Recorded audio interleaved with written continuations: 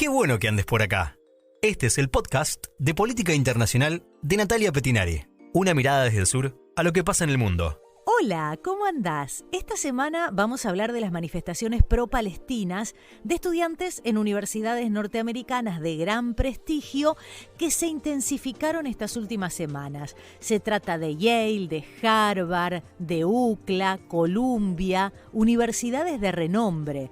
Y acá hay algo que vamos a desandar en este capítulo, que es que dentro de la clase política de Estados Unidos existe el consenso de que la relación con Israel es prioritaria, por lo cual estas protestas incomodan a todo el arco político, es decir, tanto a demócratas como a republicanos. De eso vamos a hablar en el podcast de hoy. Empezamos. Y empezamos por el principio, es decir, la importancia que tiene Israel para Estados Unidos. Porque si uno se pone a pensar, Israel está muy lejos, en Medio Oriente. Es muy lejos esto para Estados Unidos. Para que te des una idea, desde Nueva York a Tel Aviv hay 9.000 kilómetros. ¿Qué quiere decir esto? Que si el presidente de Estados Unidos decide viajar a Israel, le va a tomar como mínimo en un vuelo directo entre 11 y 15 horas. Es toda una planificación y una decisión para un mandatario llegar hasta ahí. Sin dudas, el apoyo incondicional del que habló Biden tiene que ver con que Israel se encuentra en una muy importante posición estratégica en Medio Oriente. Geopolíticamente, Israel es clave para la política exterior de Estados Unidos. No solo Israel, sino la región cuenta con gran cantidad de recursos energéticos a los que hay que asegurarse acceso. Pero también la presencia norteamericana debe hacerse notar para quitarle fuerza a las incidencias rusas e iraníes en el mundo árabe y, de paso, combatir el terrorismo y promover la democracia. Lo cierto es que desde su fundación en 1948, Israel es el aliado más cercano que tiene Estados Unidos en Medio Oriente. Y actualmente esto es más que evidente. 2 de los portaaviones más avanzados de Estados Unidos están en el Mediterráneo y los envió a Israel junto con aviones de ataque, cazas, equipo adicional, municiones, etcétera, etcétera, etcétera. El secretario de Defensa estadounidense, Lloyd Austin, aseguró que el apoyo a Israel sigue siendo innegociable. Dijo, no se equivoquen, Estados Unidos se asegurará de que Israel tenga lo que necesita para defenderse. Hace 40 años, y esta es una historia muy conocida, el entonces secretario de Estado, Alexander Haidt, que había sido designado por el presidente Ronald Reagan, acuñó la siguiente definición sobre Israel. Dice, Israel es el mayor portaaviones estadounidense, es insumergible, no lleva soldados estadounidenses y está ubicado en una región crítica para la seguridad nacional de Estados Unidos. ¿A qué se refiere con región crítica? Bueno, principalmente a Irán. Irán es una teocracia islámica con gran influencia en la región y con un controvertido programa nuclear. Es el principal antagonista que tiene Israel en Medio Oriente.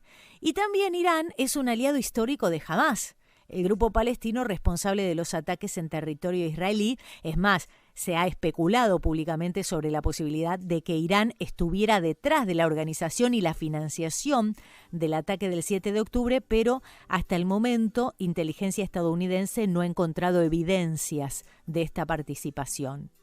Además, alarma a Estados Unidos que recientemente Irán ha fortalecido sus vínculos tanto con China como con Rusia, ¿no? Y entonces esto aumentó aún más la importancia de tener a Israel como aliado estadounidense en la zona, en Medio Oriente. Biden ha dicho que mantendrán a las tropas estadounidenses fuera de los conflictos al mismo tiempo que contribuirán a derrotar a los terroristas de Hamás y al tirano Putin, quienes considera que pretenden acabar con las democracias. Biden ha explicado, para justificar estas ayudas, que Hamás y Putin representan amenazas diferentes, pero que tienen algo en común, que es que quieren aniquilar por completo una democracia vecina, es decir, Israel. Después del ataque de Hamás a Israel el 7 de octubre, Joe Biden esperó 10 días para visitar la tierra de Netanyahu, mientras que el jefe de la diplomacia de Estados Unidos, Antony Blinken, viajó el 1 de mayo por 7ª vez desde el inicio de la guerra. Sin embargo, en ese momento apenas hubo avances y el principal objetivo de un alto el fuego seguía sin concretarse hasta este lunes 6 de mayo. Hasta este lunes 6 de mayo, cuando sorpresivamente, y luego de negociaciones fallidas, que duró varios días, Hamás finalmente anunció que aceptó el alto el fuego. La propuesta de tregua incluye un alto el fuego en la Franja de Gaza en 3 fases, que incluirá la liberación de los rehenes en manos del movimiento palestino. Hay que recordar que todavía hay 9 argentinos entre los rehenes que tiene Hamás, pero esto todavía tiene que ser aprobado por Israel. Israel no dio el ok a este alto el fuego propuesto por Hamás. Las fuentes, que pidieron no ser identificadas por la sensibilidad del asunto, dicen que en la primera fase de esta tregua se aplicará un cese de hostilidades de 40 días con posibilidad de prórroga, así como la retirada de las fuerzas israelíes hacia el este de la Franja de Gaza y lejos de las zonas densamente pobladas, como por ejemplo ahora que la mayoría se encuentran en Rafah, que es el enclave que se encuentra al sur, en la frontera con Egipto y donde entra la mayor parte de la ayuda humanitaria. Asimismo, esta propuesta, que fue presentada a quienes estuvieron de mediadores fueron Egipto y Qatar, contempla el regreso de los desplazados a sus hogares. Desde el primer día de la tregua, Hamás liberaría 3 rehenes cada 3 días, mientras que Israel escarcelará al número correspondiente de prisioneros. Pero bueno, esto está por verse, hay que ver qué contesta Israel. Pero bueno, volviendo. La pregunta es, más allá de la importancia estratégica que tiene Israel para Estados Unidos, ¿el gobierno de Joe Biden está haciendo lo suficiente para terminar con este conflicto o para que este conflicto acabe? El accionar de Estados Unidos hacia Israel durante esta guerra con Hamás se puede dividir en 3. Lo podríamos dividir en 3. Ayuda humanitaria, apoyo militar y blindaje diplomático. En relación al primer punto de ayuda humanitaria, la administración de Netanyahu no cumple con uno de los reclamos más significativos de la comunidad internacional, que es poner fin al bloqueo y dejar entrar ayuda humanitaria a raudales como realmente se necesita, no a cuentagotas como está haciendo.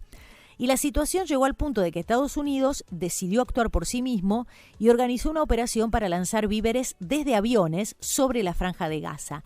Y también empezó a construir un muelle flotante frente a la costa para poder ingresar productos de manera directa.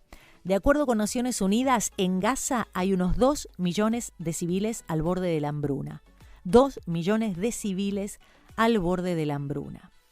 En lo referente al segundo punto, la ayuda militar, el gobierno norteamericano ha desplegado un portaaviones en el Mediterráneo.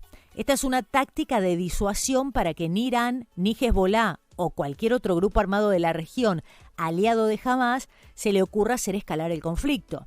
Al mismo tiempo, se ha mantenido el envío de armamento hacia Israel, municiones, armas, proyectiles, vehículos, bombas, aviones de combate F-15. Y con respecto al tercer punto, el de blindaje diplomático, el gobierno de Biden ha usado su derecho de veto en el Consejo de Seguridad de Naciones Unidas para proteger a Israel de resoluciones adversas. Aunque en marzo sí hubo un no veto que enojó mucho a Netanyahu, cuando Estados Unidos no vetó la resolución de alto el fuego durante el mes del Ramadán. Este fue un intento de los estadounidenses de poner un freno a la vehemencia de Netanyahu, que está siendo inflexible en su política de destruir a Hamás y quiere bombardear Rafah, el paso fronterizo sur que limita con Egipto y donde, como te contaba, están hacinados la mayoría de los gazatíes. Pero más allá de esto, lo cierto es que todos estos apoyos norteamericanos, humanitarios, militares y diplomáticos, ayudan a mantener la guerra a flote. Por ello, comenzaron a ser cuestionados fuertemente puertas adentro. Lo primero que surge es el impacto que esta situación podría tener en un año electoral. No son pocas las acusaciones a Biden de favorecer el genocidio a los palestinos. En tanto, el mandatario afirmó que las manifestaciones estudiantiles pro-palestinas no han cambiado su postura la postura del demócrata frente a Israel y que su respaldo sigue siendo inquebrantable.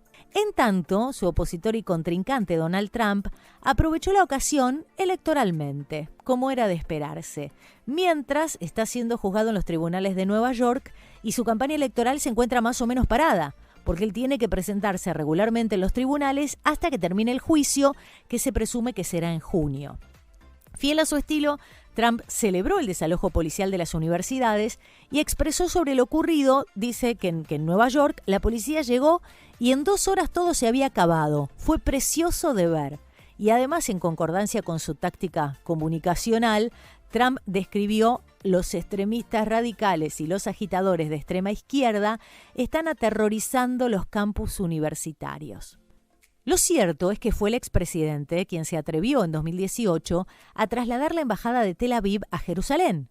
Si Trump es reelecto este año, la política norteamericana hacia Israel podría llegar a ser un poco menos ambigua, aunque tampoco tanto. Hay un gran consenso entre la clase política estadounidense, que se encuentra mayoritariamente alineada con Israel y sus intereses, y es la misma clase política la que está presionando a las universidades para que no cedan a las demandas de los estudiantes.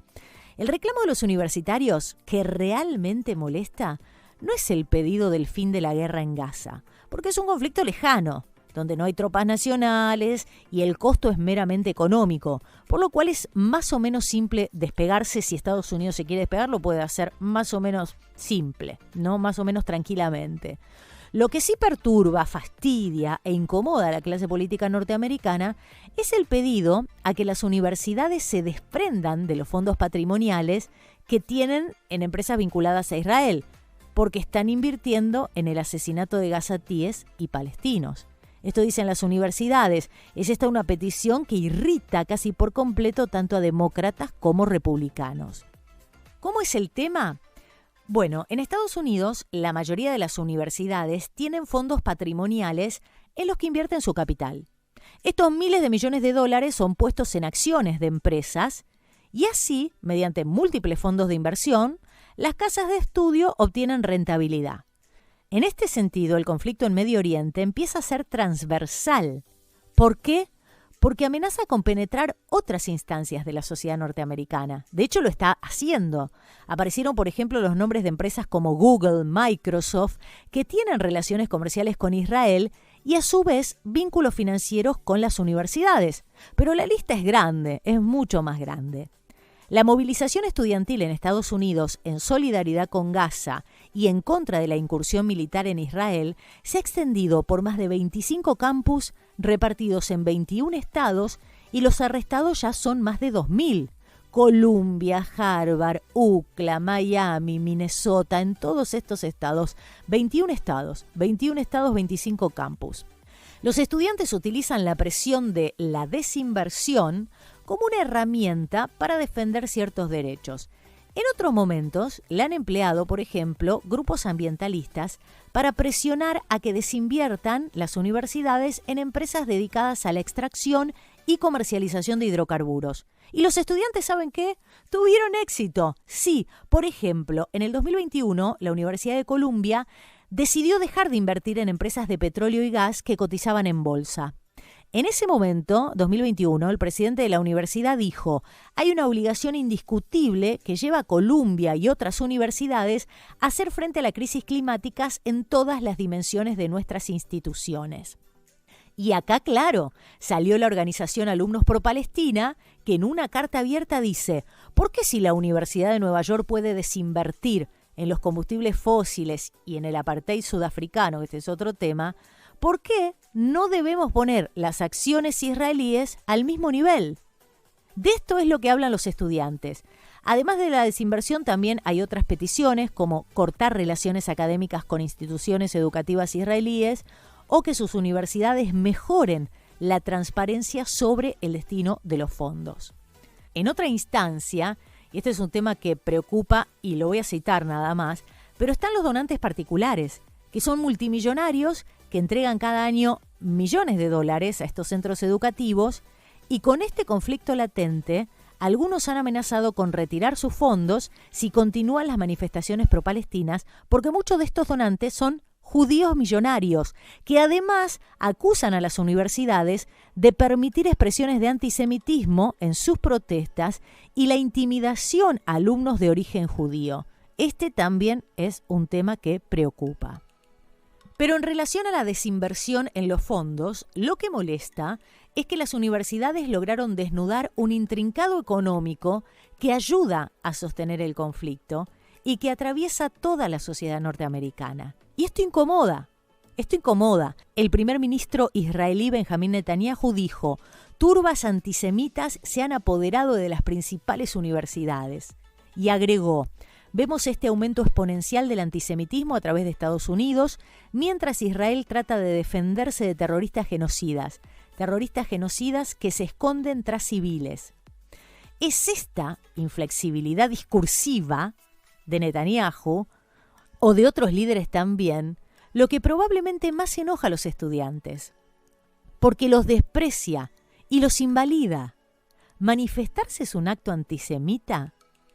En un tono muy distinto y conciliador, habló el portavoz de la Secretaría General de la ONU, Farhan Haq, que expresó: algunas protestas pueden haber sido utilizadas por distintos individuos para llegar al discurso de odio antisemitismo, y estamos en contra de esto, pero la manifestación pacífica es uno de los derechos fundamentales. Para terminar, me parece importante reflexionar que hay varias cosas preocupantes que comenzaron a ocurrir con frecuencia en estos años 20 del siglo XXI. Por ejemplo, que el discurso de odio o antisemitismo empezara a ser nuevamente utilizado y enaltecido desde distintos lugares, también desde lugares de poder, o que cualquier manifestación pacífica sea livianamente tildada de antisemita o terrorista simplemente por evidenciarse contraria a las políticas implementadas por un gobierno. Estas son algunas evidencias de que fantasmas del siglo pasado han vuelto y pretenden quedarse. Hasta acá llegamos hoy. Seguime en redes sociales, Instagram, Facebook, TikTok, X, en todos estoy como Natalia o Nati Petinari. Nati con I latina, Petinari con doble T. Hasta la próxima. Tratamos de aportar ideas para la salvación de este planeta.